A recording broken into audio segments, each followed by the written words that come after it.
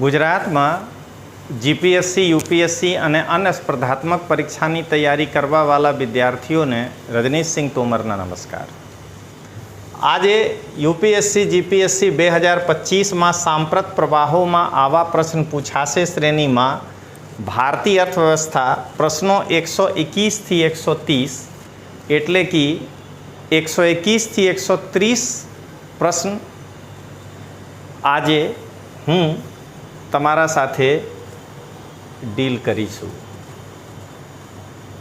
Question number 121, नीचेना विधानों ऊपर विचार करो।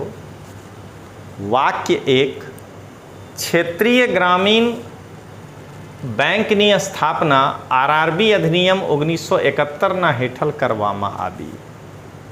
વાક્ય 2, વન સ્ટેટ વન આરઆરબી સિદ્ધાંતના હેઠળ ક્ષેત્રીય બેંકોની સંખ્યા ઓછી કરવામાં આવી રહી છે। ઉપરના વિધાનોની બાબતમાં નીચેનામાંથી કયું એક સાચું છે?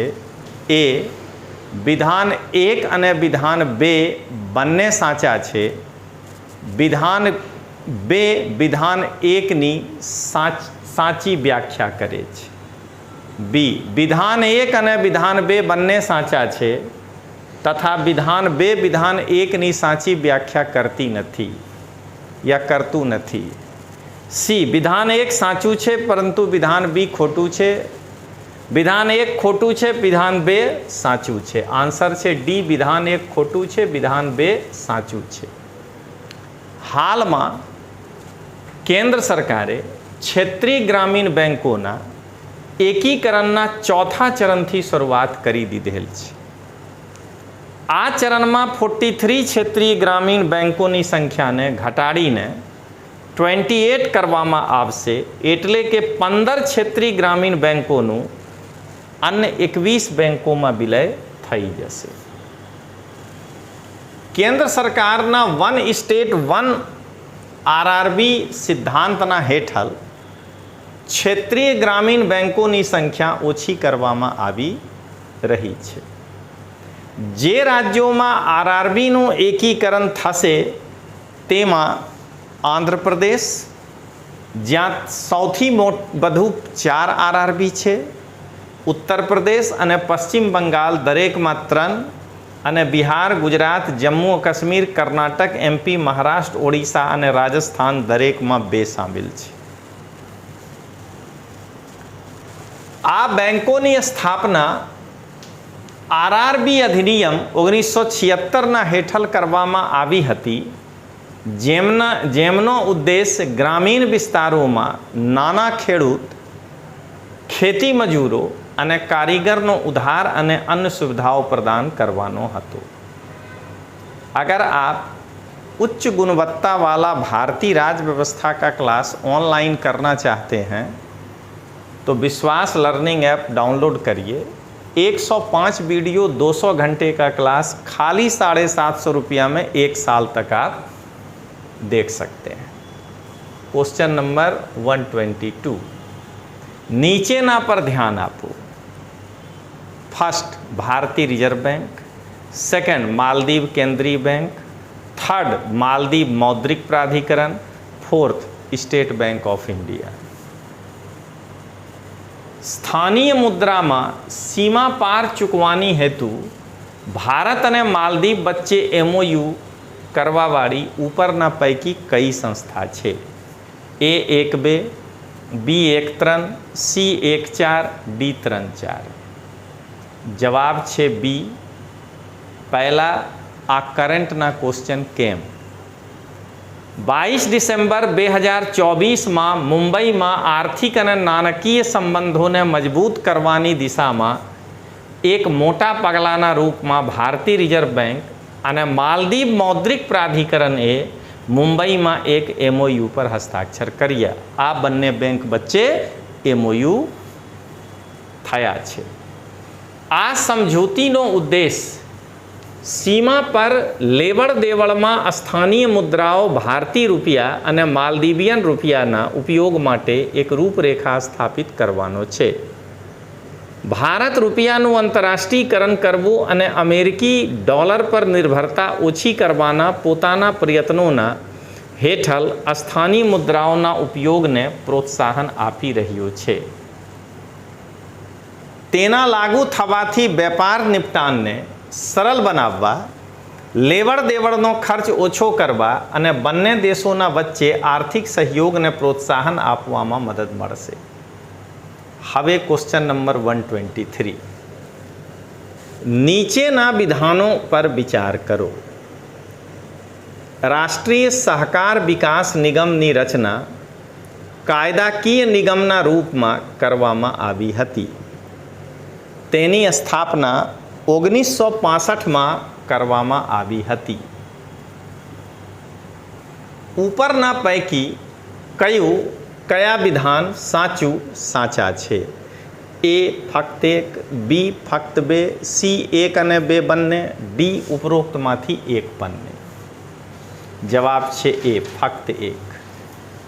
રાષ્ટ્રીય સહકારી વિકાસ નિગમની રચના 1963માં સંસદના એક અધિનિયમ દ્વારા સહકારિતા મંત્રાલયના હેઠળ એક કાયદાકીય નિગમના રૂપમાં કરવામાં આવી હતી. તેના કાર્યોમાં નીચેનાનો સમાવેશ થાય છે: ખેતી પેદાશનું ઉત્પાદન, માર્કેટિંગ, ભંડારણ, નિકાસ અને આયાત વગેરે માટે કાર્યક્રમોની યોજના બનાવી પ્રોત્સાહન આપવું અને નાણાં પોષણ કરવું. બીજા, ગ્રામીણ ઔદ્યોગિક અને સહકારી ક્ષેત્રોમાં પરિયોજનાઓનું નાણાં પોષણ કરવું અને ગ્રામીણ ક્ષેત્રોમાં જલ સંરક્ષણ, સિંચાઈ વગેરે જેવી કેટલીક અધિસૂચિત સેવાઓ માટે નાણાં પોષણ કરવું. પ્રાથમિક અને માધ્યમિક સ્તરની સહકારી સમિતિઓના નાણાં પોષણ માટે राज्य सरकारને उधार અને अनुदान प्रदान करવું. अगर आप सामान्य अध्ययन प्रीलिम्स यूपीएससी का खास करके जीएस पेपर 1 सीसेट नहीं उसका ऑनलाइन कोर्स करना चाहते हैं तो विश्वास लर्निंग पर सामान्य विज्ञान, कला संस्कृति, पर्यावरण, इतिहास, भूगोल, भारतीय राज्य व्यवस्था, अर्थव्यवस्था और विज्ञान तकनीक केवल 7,999 में उपलब्ध है. હવે 124. નીચેના વિધાનો પર વિચાર કરો. પ્લાસ્ટિક સંકટથી ઉકેલ માટે વિશ્વ સ્તર પર નીતિગત સિદ્ધાંત કેન્દ્રીય પર્યાવરણ, વન અને આબોહવા પરિવર્તન મંત્રાલય આ દિશા નિર્દેશ જાહેર કરે છે. તેનો કાર્યકાલ 2025-26 છે. હવે પ્રશ્ન યુપીએસસી સ્ટાઇલમાં: પ્લાસ્ટિક પેકેજિંગ માટે વિસ્તારિત ઉત્પાદક જવાબદારી રિપોર્ટના સંદર્ભમાં ઉપરના પૈકી કેટલા વિધાન સાચા છે? ફક્ત એક, ફક્ત બે, બધા ત્રણ, ઉપરોક્તમાંથી એક પણ નહીં. જવાબ બી. 29 ઓક્ટોબર 2024માં વિજ્ઞાન અને પર્યાવરણ કેન્દ્ર એ પ્લાસ્ટિક પેકેજિંગ માટે વિસ્તારિત ઉત્પાદક જવાબદારી પર રિપોર્ટ જાહેર કરી છે. રિપોર્ટના મુજબ વર્ષ 2060 સુધી પ્લાસ્ટિક કચરાની માત્રા 3 ગણી થઈ જશે, જેમાંથી 20%થી પણ ઓછાનું પુનઃચક્રણ કરી શકાશે. આ રિપોર્ટ છે. ईपीआर प्लास्टिक संकटથી ઉકેલ માટે વિશ્વ સ્તર પર માન્યતા નીતિ સિદ્ધાંતના રૂપમાં ઉભરેલ છે. કેન્દ્રીય પ્રાધિકરણ વન અને આબોહવા પરિવર્તન મંત્રાલય દ્વારા 16 ફેબ્રુઆરી 2022માં જાહેર ईपीआर દિશા નિર્દેશના મુજબ નિર્માતાઓ, ઉત્પાદકો, આયાતકો અને બ્રાન્ડ માલિકોની સાથે સાથે પ્લાસ્ટિક કચરા પ્રસંસ્કરણ કરતાઓ ને એક કેન્દ્રીકૃત પોર્ટલ पर નોંધણી કરવી જરૂરી છે. ईपीआरનું कार्यकाल नाणकीय वर्ष 2027-28 है.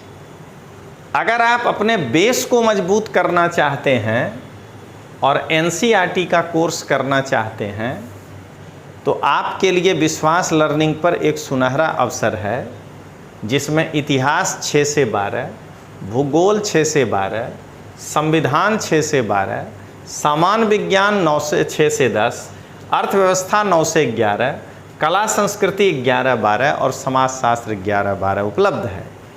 850 वीडियो, 950 घंटे का क्लास और मात्र 3999। हवे 125 नंबर क्वेश्चन। नीचे ना विधानों ऊपर विचार करो। वाक्य 1, लद्दाख में ग्लेशियल सरोवरों विस्तार थयो छे। वाक्य 2, लद्दाख में ग्लोबल वॉर्मिंग ना कारणे पर्वतीय ग्लेशियर संकोचाया छे। ऊपरना विधानोनी बाबत में नीचेना माथी कયું एक साचું છે? विधान 1 અને विधान 2 બંને સાચા છે। विधान 2 विधान 1 ની વ્યાખ્યા કરે છે।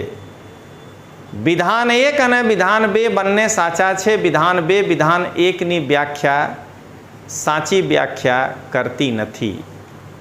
विधान 1 સાચું છે, विधान 2 ખોટું છે। विधान 1 ખોટું છે, विधान 2 સાચું છે।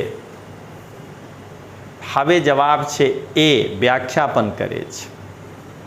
હાલમાં જ કેન્દ્રીય જલ આયોગની રિપોર્ટમાં હિમાલયી હિમનદ સરોવર ના વિસ્તાર પર પ્રકાશ મૂકવામાં આવ્યો છે। સપાટી ક્ષેત્રમાં 33.7% વિસ્તારની સાથે ભારતમાં સરોવરોમાં હજી પણ વધારે વૃદ્ધિ થાય છે।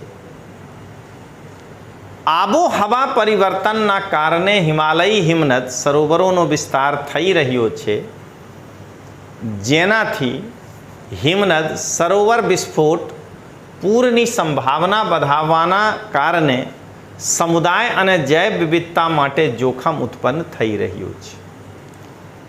વર્ષ 2011ના દરમિયાન ભારતમાં ગ્લેશિયલ સરોવરોનું કુલ ક્ષેત્રફળ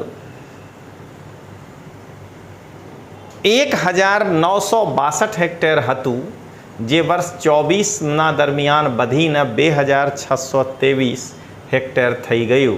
આ પ્રકાર 33.7 ની વૃદ્ધિ ક્ષેત્રફળમાં થયા છે।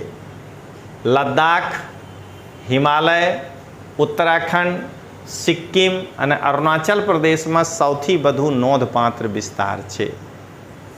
ભૌતિક રૂપથી પર્વતીય ગ્લેશિયલનું સંકોચાવવું અને ગ્લેશિયલ સરોવરનું વિસ્તાર આ વાતાવરણમાં ગ્લોબલ વોર્મિંગના સૌથી વધારે ઓળખાવા योग्य અને गतिशील असरों छे। अगर आप गुजराती में निबंध लिखना चाहते हैं तो 32 निबंध का यह एक लेक्चर है। STI, PSI, GPSC सभी में MS राणा जी ये लेक्चर लिए हैं। फीस मात्र 199 रुपया, 126। नीचे ना ऊपर ध्यान आपो। पहला, भारतना 53% महिलाओं श्रम बलथी बहार छे। बीजा, वैश्विक श्रम बल भागीदारी 2023 में महिलाओं और पुरुषों वच्चे 24% टकानो तफावत छे। अंतर्राष्ट्रीय श्रम संगठन द्वारा महिला श्रम भागीदारी पर सार संभाळ जवाबदारीओनो असर रिपोर्ट 2024 मुजब ऊपरना पैकी कया विधान साचू साचा छे? ए फक्त 1, बी फक्त 2, सी 1 અને 2 બંને, डी उपरोक्तमांथी एक पण नहीं। जवाब छे सी બંને। 29 ऑक्टोबर 2024 में अंतर्राष्ट्रीय श्रम संगठन द्वारा महिला श्रम भागीदारी पर सार संभाळ जवाबदारीओनी असर नामक रिपोर्ट जाहिर करवामां आवी। आ रिपोर्ट वैश्विक स्तर पर विशेष रूप थी भारत में महिला कार्यबल भागीदारी में घटाड़ा हेतु बाधाओनी ओळख करे छे। भारत में 53% महिलाओं सार संभाल जवाबदारीओना कारणे श्रम बलथी बहार छे, ज्यारे पुरुषों में आ आंकड़ो मात्र 1.1% छे। वैश्विक श्रम भागीदारी दर में महिलाओं 48.7% અને પુરુષો 73% ના વચ્ચે 24% નો તફાવત રહેલો છે। વૈશ્વિક સ્તર પર લગભગ 1.6 બિલિયન મહિલાઓ અને 800 મિલિયન પુરુષ શ્રમબલથી બહાર છે. તેમાંથી 45% મહિલાઓ અને 3% પુરુષો એ પોતાની ગેરભાગીદારીનું કારણ સાર સંભાળની જવાબદારીઓનો સ્વીકાર करे છે. अगर आप इतिहास का ये लेक्चर जिसमें प्राचीन मध्यकालीन और आधुनिक भारत है देखना चाहते हैं तो ये 750 रुपया में अवेलेबल है.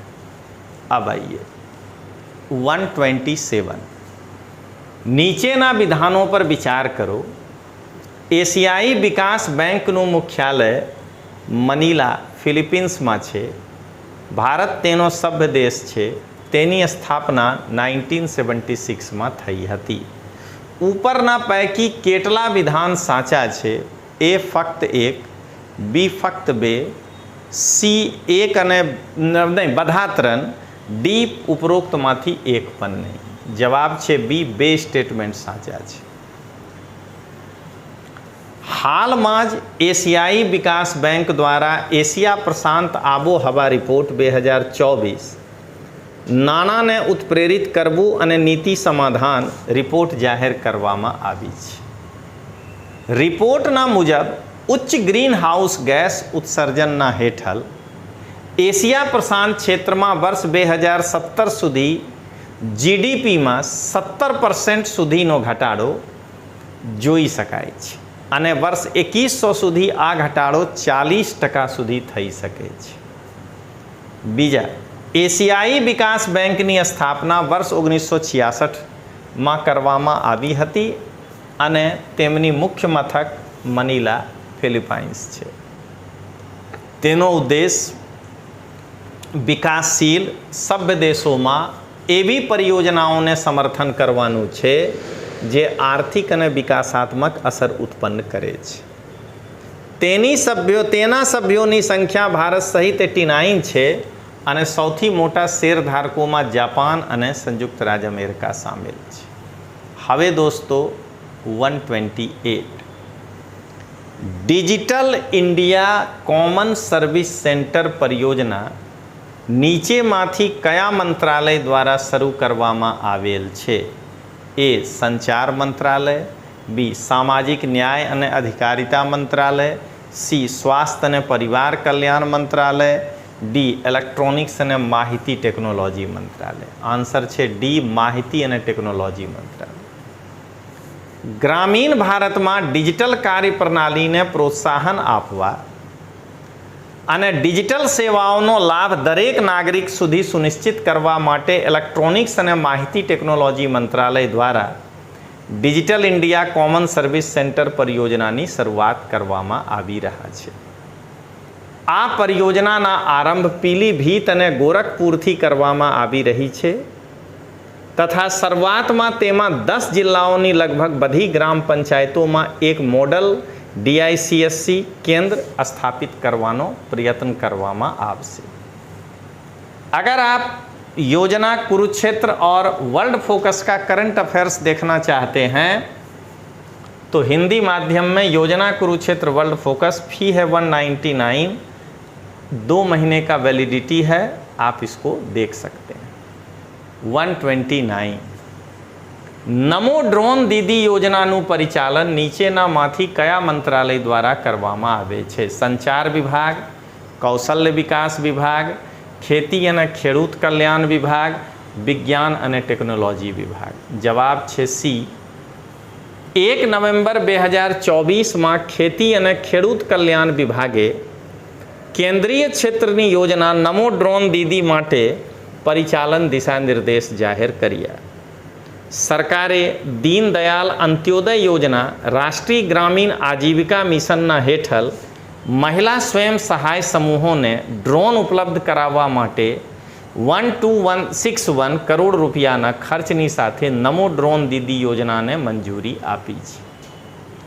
130મા પ્રશ્ન, નીચેના વિધાનો પર વિચાર કરો. વાક્ય 1, अनुसंधान नेशनल रिसर्च फाउंडेशनना गवर्निंग बोर्डना अध्यक्ष भारतना वडाप्रधान होय छे.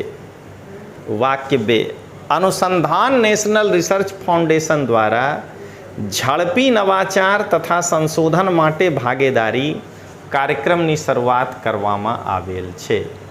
ઉપરના વિધાનોની બાબતમાં નીચેનામાંથી કયું એક સાચું છે? વિધાન 1 અને વિધાન 2 બંને સાચા છે. વિધાન 2 વિધાન 1ની સાચી વ્યાખ્યા કરે છે. વિધાન 1 અને વિધાન 2 બંને સાચા છે. વિધાન 2 વિધાન 1ની વ્યાખ્યા નથી કરતી. વિધાન 1 સાચું છે, વિધાન 2 ખોટું છે અને ડી વિધાન 1 ખોટું છે, વિધાન 2 સાચું છે. આન્સર છે બી, બંને સાચા છે, વ્યાખ્યા નથી કરતી. 14 નવેમ્બર 2024ના રોજ અનુસંધાન નેશનલ રિસર્ચ ફાઉન્ડેશન એ ભારતીય વિશ્વવિદ્યાલયોમાં સંશોધન અને નવાચારને પ્રોત્સાહન આપવા માટે ઝડપી નવાચાર અને સંશોધન માટે ભાગીદારી કાર્યક્રમની શરૂઆત કરવાની ઘોષણા કરી. અનુસંધાન નેશનલ રિસર્ચ ફાઉન્ડેશનનું સંચાલન 10 સપ્ટેમ્બર 2024માં ગવર્નિંગ બોર્ડની પહેલી બેઠકના સાથે શરૂ કરવામાં આવ્યું હતું. તેની અધ્યક્ષતા માનનીય વડાप्रधान नरेंद्र मोदीए गवर्निंग बोर्डना अध्यक्षना रूप में करी थी. तो इस प्रकार से दोस्तों आज का ये पूरा हुआ. अब अगले वीडियो में हम लोग कल देखेंगे. तब तक के लिए जय हिंद, जय जय गरवी गुजरात.